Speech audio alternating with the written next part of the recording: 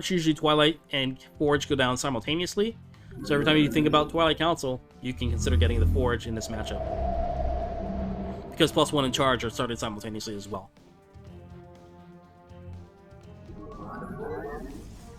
Prismatic core on Shield battery added to the third. Another Void Ray is coming out of the Stargate here. So we're looking at 2 Void Rays and an Oracle at this point.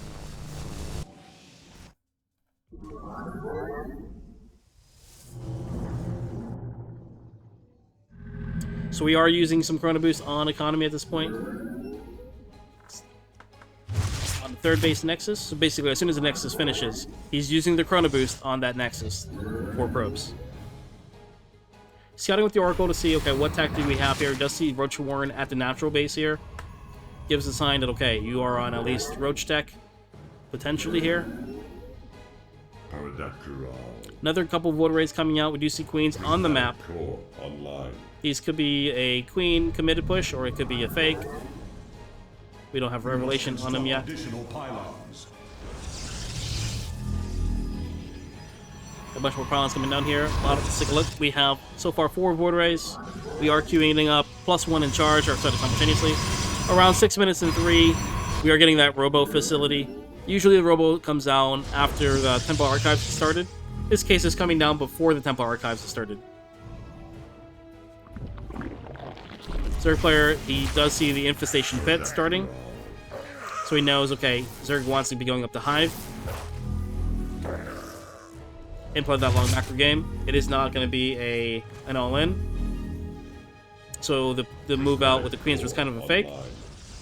Temple Archives going down. Additional Gateway Flood right now. We're on the third base timing. We're going to about, maybe about 8 to 10 gates here.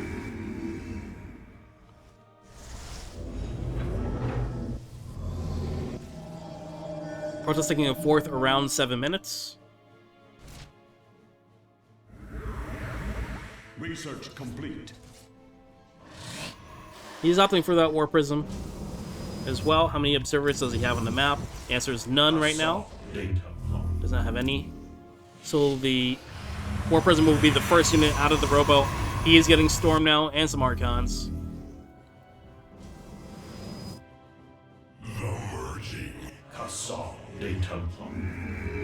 I believe that's gateways 9, 10, and 11. Upgrade complete. Doesn't really matter. Warriors have engaged the enemy. And either way, if you have around 10 to 12 gates, around 4 bases, that's perfectly fine. And these gates are also going to be used as a walling mechanism, rather than just production alone. So it's okay. So he does add a bunch of gateways. We'll take a look at the exact number here for those that are curious. But it doesn't really matter too much because, again, you're not going to necessarily be warping in consistently, simultaneously with these. So it looks like it is about 10 gateways now. I'm not miscounting. 10 gateways. Yep. So 10 to 12 is what you would expect for 4 bases.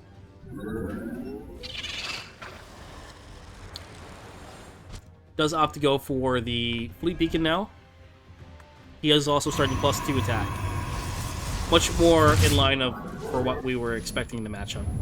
+1 armor is a little bit weird from last game. The +2 weapons makes more sense. Bunch of cannons and shield batteries at the 4th base, unlike the previous game. So he is going to be prepared for any attacks at the 4th. It won't just be an instant win for Zerg if they do attack. So Protoss is doing a very good job right now. He does see Hydra Tech as well. He does know that Zerg is on 4 bases at the moment. Since the Protoss did scout that the Zerg player is on Hydra Tech, there's also the possibility of Lurker Tech. So Lurkers do come from Hydralisks, of course. I return to serve. Is Chrono boosting out a bunch of Immortals and upgrades.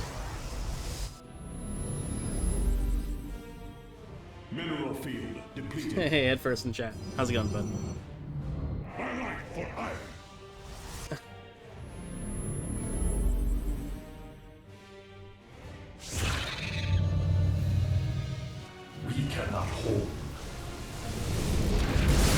seeing some Storm Queen drops on top of the Zerg army. I We return do have a good to revelation serve. revealing all that's down here. We do see a bunch of committed Zerg pressure. A lot of queens out here. How many queens do we have? We have 12 queens on the map with this army. And this is a still pretty scary army to deal with. He does have the tools of Storm, but Storm is not very good against Lurkers. It does take many Storms to kill the Lurker. And the carriers are a little bit late. He did have the full beacon a little bit ago. Where are the Void Rays? I think the Void Rays are somewhere.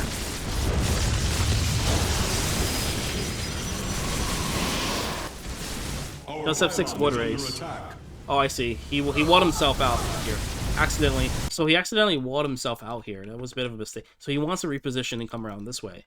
I see what happened here. So he did do a full wall off. This actually ends up hurting him, as you can tell. This is actually really bad. Our pylon is under attack. I think you forgot about this one.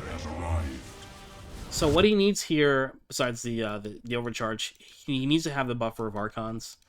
And the best way to deal with the Lurkers are actually the Void Rays, with the Void Rays using the Prismatic Alignment. But at the same time, he needs to be storming the Hydralisks and the Queens to prevent the Void Rays from just melting. He's still in an okay position, I feel.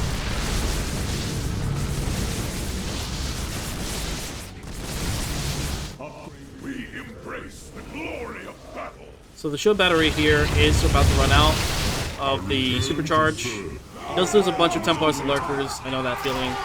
As a Protoss player myself, this is not great. This is kind of scary. I return to serve. He needs to have My life for iron. more air and pop out. He probably needs to give up this location.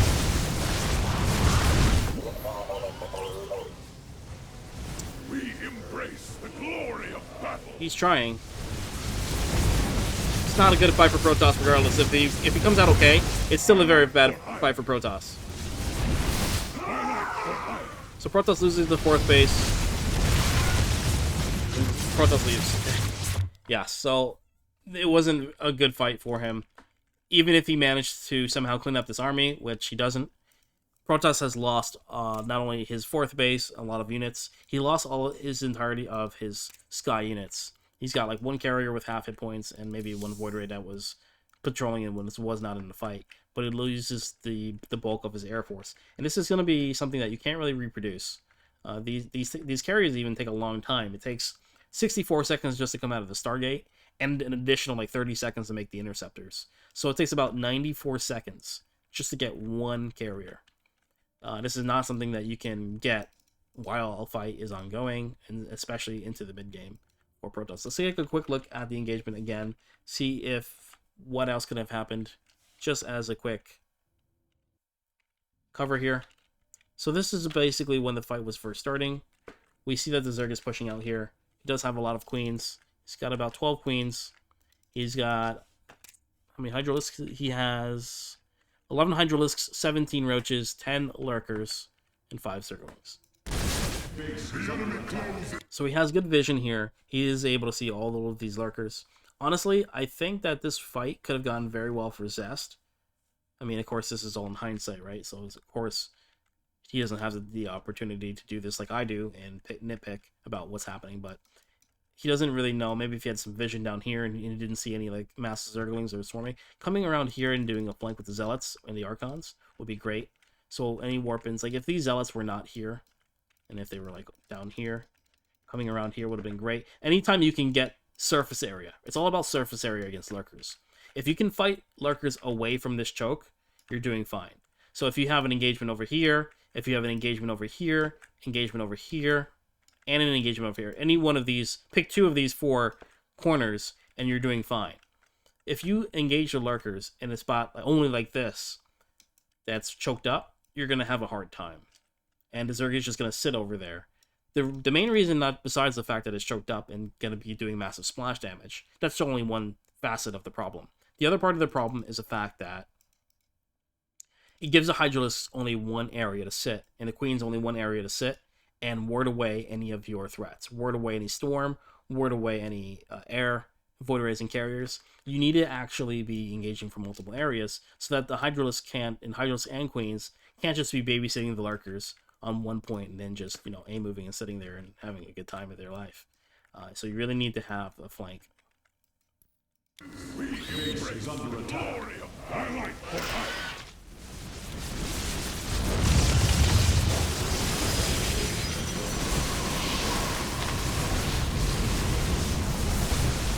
Yeah, so just didn't do that, unfortunately. has arrived.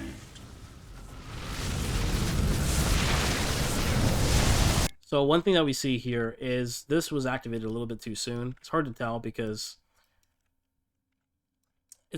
either you don't activate it and then you lose it, or you activate it too soon and it doesn't really get any value, right? So it's hard to say. Of course, it's really easy to run away when it gets activated. However, generally speaking, you want to activate it, generally speaking, when you are already engaged and you have sustained some committed damage. Let's say your fortresses have lost some of their shields already. You are this Zerg is on A command, you're on A command, and they're both attacking each other. And the Void Rays ideally are positioned at the maximum range from the shield battery facing the Zerg's opposition. So in other words, instead of being here, the Void Rays ideally should be here. And so this Hydras get pushed back.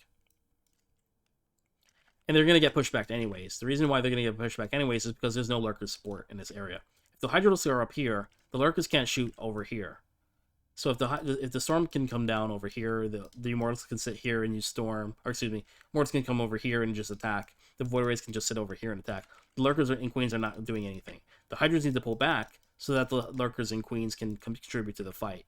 When that happens, that's when this bulk of the Protoss army needs to advance, seize this position, and then use the shield battery at its maximum range to leverage A, the shield battery not dying, and B, the actual utility of having the shield battery replenish shields. Because at this point is where the Hydras will no longer retreat and will now commit to the attack, because the Lurkers are in this position and they're not going to unburrow. And if these Lurkers do unburrow, then that's going to be a stall out for the Protoss in the Protoss' favor, gives them more time for the carriers to come out, and gives some more time for subsequent warpins, etc., etc. So that would be a win. So ideally, again, what you need to do is be at maximum range from the shield battery toward the Zerg, towards the opposition of the Lurkers, activate that shield battery, and therefore get your other guys, your Templar in position to take advantage of that fight.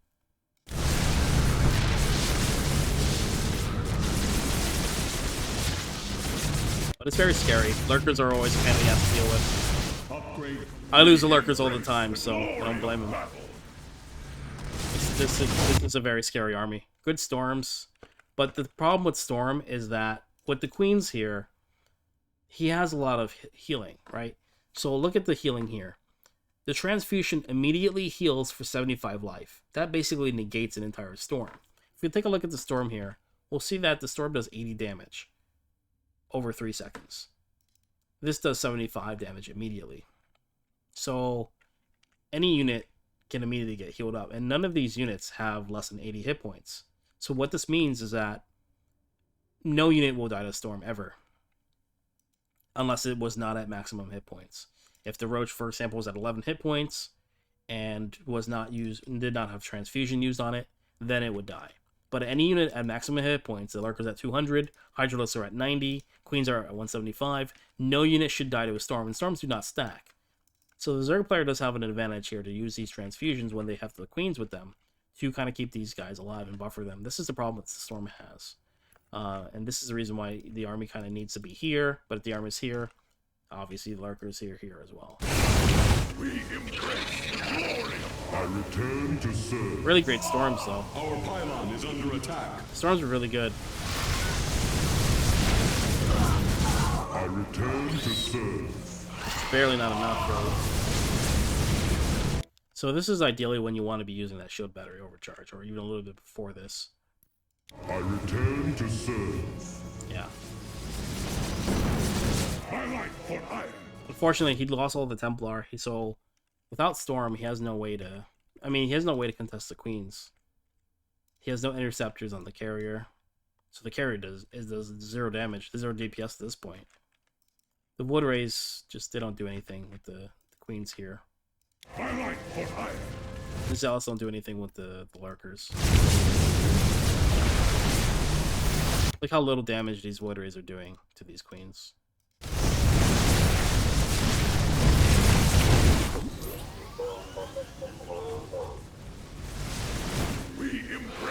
So this is the right idea, using Zealot flanks. Unfortunately, it came a little too late. Ideally, the Zealot flank would have happened before he lost the integrity of his army, before he lost all the Templar and his Void Rays. That's when this fight needed to happen. Right now, it's just a little too late. But this is the right play. The reason why the flank is very good isn't necessarily to kill units. The Zealot flank is good because it redirects the fire of the Queens, it redirects the fire of the Lurkers. So instead of firing the Lurker spines this way, the Lurkers are now firing this way. Furthermore, the Zealots are pretty resilient to an extent, not really, but to the Lurker spines since they're not armored. But they are also good because they can allow the spines, the way that the Zealots flank with the charge, they don't line up together in a straight line. So the Zealots will be getting hit by the spines. Usually only one or two Zealots will be getting hit. The other couple of Zealots will not get hit by that. So it'll take a couple of spines shots for the Lurkers to kill the Zealot flank. So that's the reason why the flank is very good for the Protoss. Again, it's not about killing. It's mostly about redirecting. We embrace the glory of battle. My life for iron. The carriers are a joke in this case. If you have like anything under like 4 carriers is a joke. It does 0 damage. Literally. My life for iron. And GG. Yeah. Alright, let's go on to the next game, boys.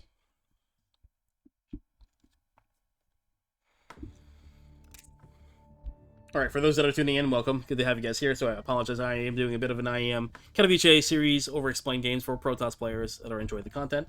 I see head first stream was for about the exclamation point battle. That is about our Stream Raiders. We do a little bit of Stream Raider content. If you are not familiar with Stream Raiders, take a look at them on Google. It does allow you to join in any Twitch channel and use level up your guys on the stream in kind of like a stream platform for all players and viewers. So it doesn't necessarily need to be just me. You can play with a bunch of your fans and such with different Twitch channels. So if you have a lot of players out there that are into content, then you can have fun interacting with everybody. All right, let's move on to the next game. Hey guys, welcome to the other part of our IEM Katowice 2021 Overexplained YouTube series. We're taking a look into Game 4, Reynor versus Zest in the finals here.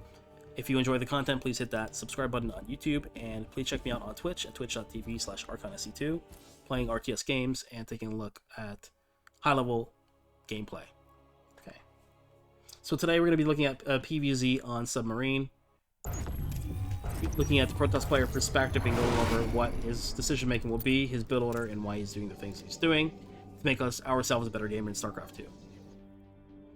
So Zest is going to be opting for the Quick Scout and Hatchery block right before the 14 pylon. Once again, he always sends out a probe immediately as soon as the game begins. 14 pylon goes down, probe gets back to mining.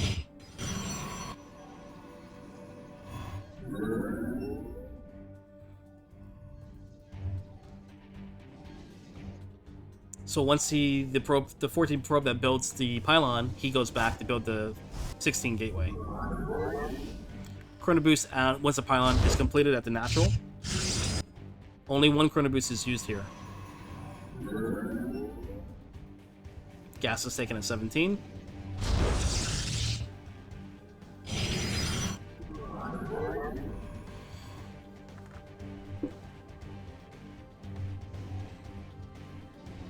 We have reached mineral saturation on the main base at 16. We are rallying the probes that are being built right now to the gas geyser. So Protoss is just looking for a hatchery from Zerg. He does not see one yet.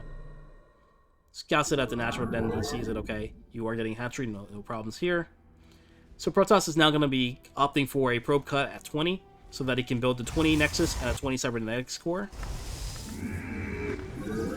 Interestingly enough, Protoss has deviated from the traditional build order. He does go for 20 Cyber Core first and before the Nexus. So generally speaking, Protoss will do this in 2 scenarios. When he wants to get his tech out faster, such as a committed Adept timing attack where timing matters. So I would not be surprised to see anything like Twilight Council, Glaive Adepts here. And it does hurt the Protoss's economy. So he's getting his tech faster, but he's getting a worse economy in this case. That's why Protoss players will choose either 20 Nexus first or 20 Core first. So most likely this is going to be a timing attack that lends itself to ending the game early. But we're still going to be seeing that 20 Nexus follow-up here. Probes are going to be resuming now. 21, we're going to start our probe. Actually, he's changed that as well. He did not get his traditional probe here that you would get here in resume probe. He does queue up a zealot, interestingly enough. He queues up a zealot because he does see, what does he see here? I think he sees some, I mean, we could see 6 Zerglings in production, but I don't know if Zest can necessarily. Let's take a quick look back and see what Zest is looking at here.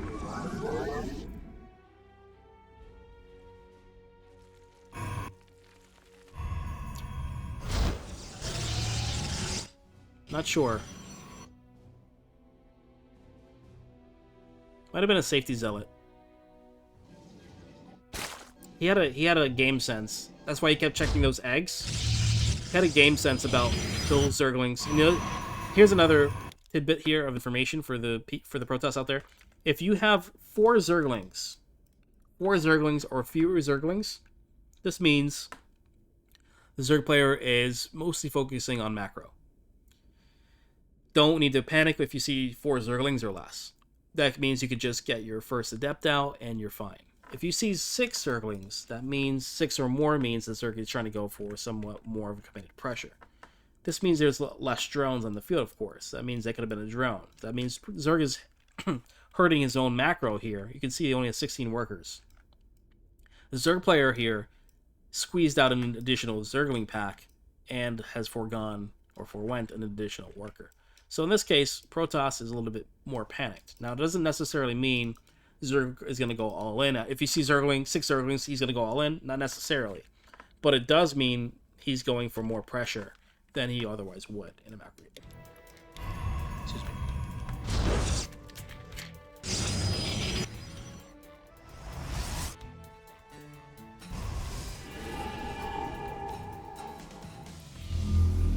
My life for ire. Zealot is out. Adept is being chrono boosted. So it's okay to have the Zerglings come in. Ideally not if you can help it, but it's okay. The reason being is that because in this high level, even 6 Zerglings is not enough to do critical damage. And because ideally the Zerg player is not going to be rallying over, streams more of units. If you have a bunch more Zerglings coming in, that's when the problem happens. But this is okay. So Zest is not panicking. He pulls a couple of probes. He shouldn't lose any probes here, realistically. The firstborn shall persevere. Does a great job, kills the Zerglings. So this is actually very good for the Protoss player. Let's take a look at the Workers Lost tab. It's 0 Workers Lost, of course, for the Protoss player. Not only is it 50 resources lost for the Zerg player, but the story is more than that. Because again, the Zerg player lost a drone, making the additional Zergling pack. So he's done damage to himself.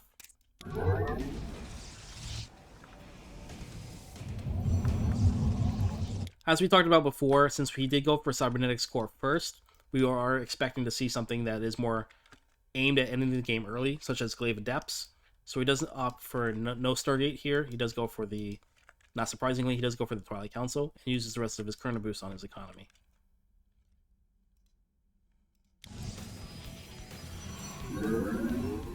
Let's take a look at what he does with the second Chrono Boost over here, if he spends it on his Nexus. Glory to the Daylom.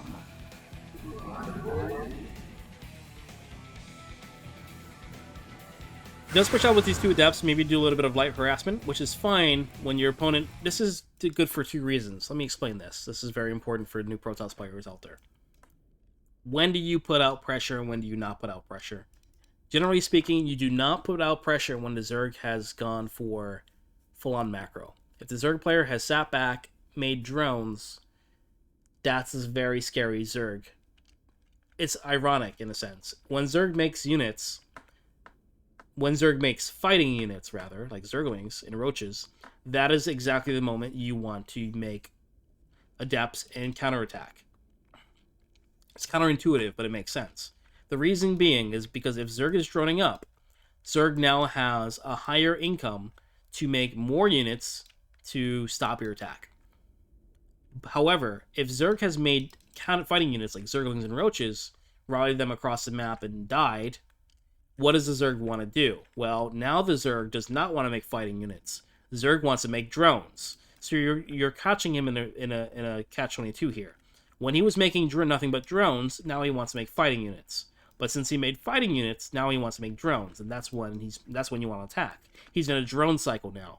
He's not going to be wanting to make fighting units to stop your harassment here. So anytime you can counterattack, this is the perfect opportunity to do so. We'll see how many drones he gets here. Obviously, this is not going to end the game, but it might force a reaction here. In production, let's take a look. Looks like the Zerg player is just droning up here. He is a high-level Zerg, so not expected. But maybe lesser Zergs will make some additional fighting units in this case. Are we going to be seeing Glaive Adepts, or Blink, or Charge? What are we going to be seeing here? We do see the Robo go down. Oh, it is going to be a Dark Shrine. That makes perfect sense, because again, when you see that Cybernetics core first, you want to get out that tech quickly. A quick DT can make sense to end the game early, of course. You want to get in there, do damage. Stalker here to prevent the scout, and again, do we see anything? No, we don't. We do not see the DT Shrine. We do see the Twilight Council.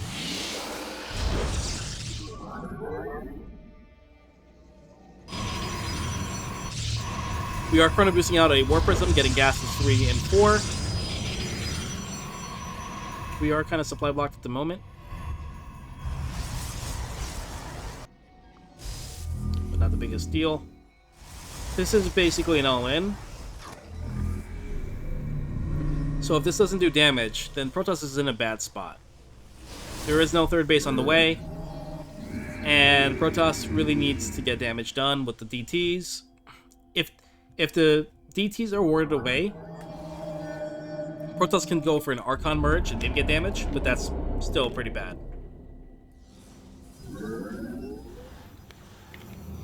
From the shadows I come. Here comes the DTs. We'll see what happens.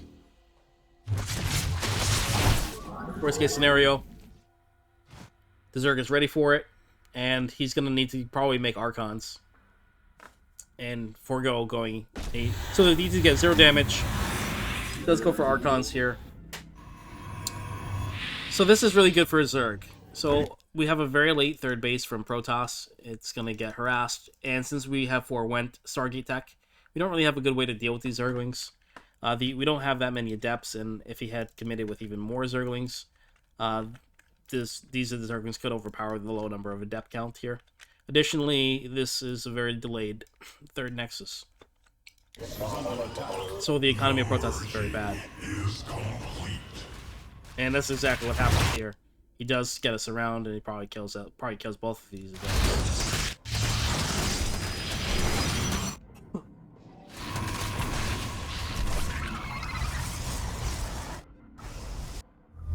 Oh man, I feel bad for Zest right now. Not looking good.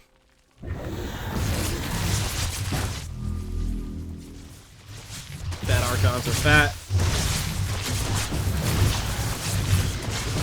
I return to serve. Unfortunately, at the end of the day, he gets like one drone. He gets one drone for all of this. Obviously, his whole opener is now botched. He's gotten one drone kill. His DT tech is useless. And the Archon's just not enough to get it done. His economy is infinitely far behind. He's obviously pretty starved here. He's 11 workers behind at this point. Third base is light years behind. He's not even finished yet. Tech is pretty far behind as well. We don't see any Templar tech.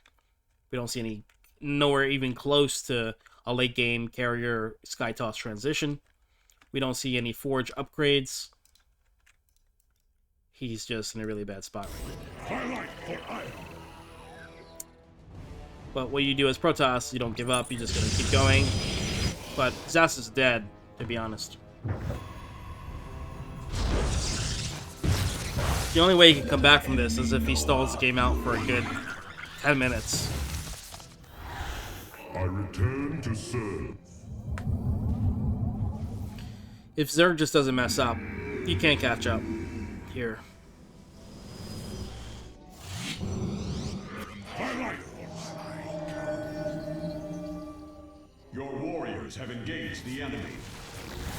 We embrace the glory of merging is complete. He's gonna go for a pressure here again. Let's take a look. Let's take a look at this pressure. It is very small. A couple of Archons from the beginning that he had from the DTs warped in. A few sentries, 2 zealots, a stalker, and a couple of immortals. So again, this is kind of a Hail Mary. This is honestly, this is like I said, how Zest was dead. This is basically an all-in at this point. Like, he's not even in a macro. That's why he's not actually making probes at this third base. It's not because he's bad. He's just... he can't catch up. He needs to do something. Either he gets a lot of damage in and he kills a bunch of drones and equalizes the game, and then he can say, okay, I've done enough damage, now I can macro out of this and continue the game. Or, more realistically, he just goes for the throat here. Hopefully catches the Zerg player off guard and wins, but this is, like I said, Zest is in a very bad spot. He needs to go for this kind of Hail Mary all-in. I return to My life for Ion. Dispersing.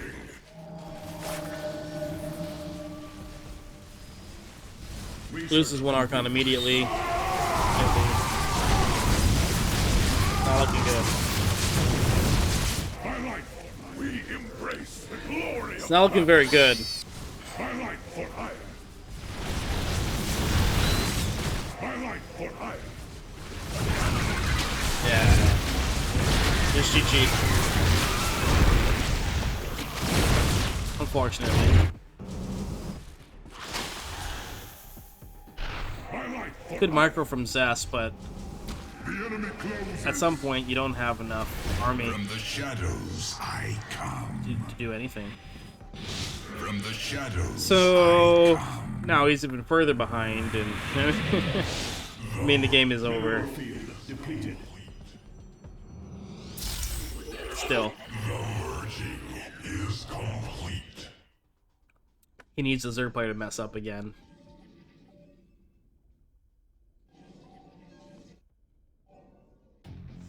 Protoss still has not made any probes as well. He's still on the 46 probes he's had since the first. He's only on 2 base saturation at this point. From the shadows. So as you can see, he's still all in. He's gonna go for another Hail Mary attack. But first you don't succeed. Try again. Again, we don't see any upgrades for Protoss. Zerg is on +1.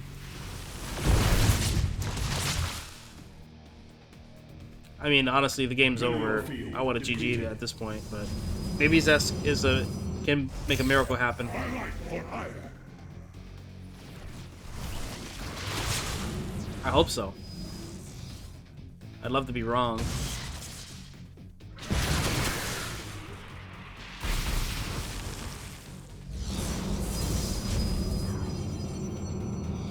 From the shadows I come.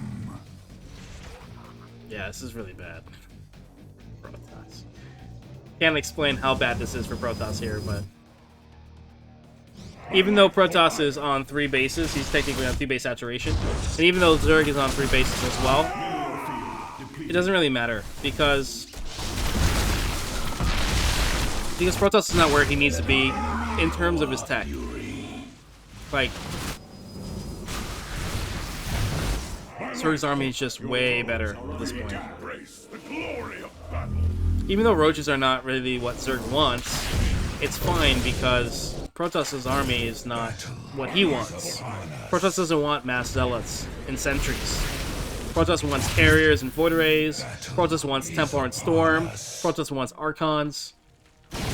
This doesn't have enough.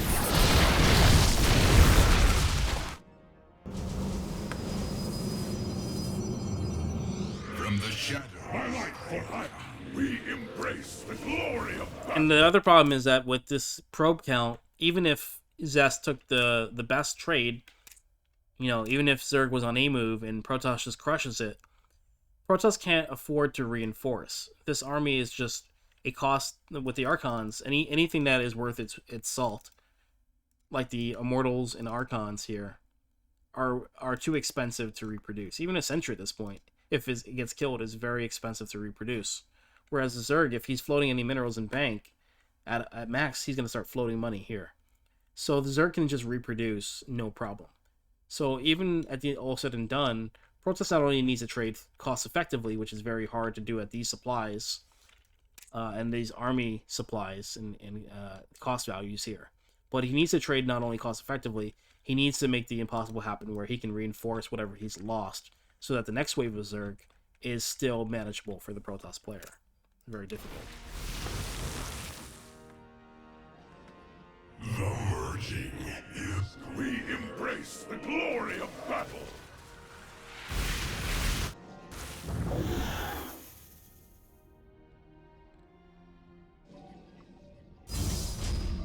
Do you see how I found a way for Zerg? He's comfortable to sit back and macro because he knows what kind of position he's in. He knows he can't lose if he just sits back and macro. When your head get more ahead is what Reynor is doing right now. Like, Protoss is not going to be going to Harriers or Void Rays. He doesn't even have a Stargate. He doesn't have any upgrades. Engage the enemy. Base is under attack. Mineral field depleted. Yeah, I mean...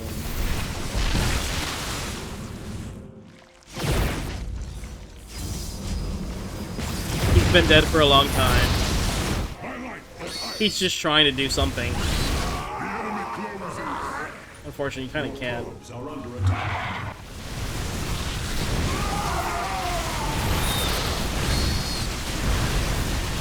The fight wasn't even necessarily that bad, but it's just too much. GG. It wasn't even necessarily a bad fight, but it just doesn't matter. You know. Look at the end of the day, Zerg is still maxed.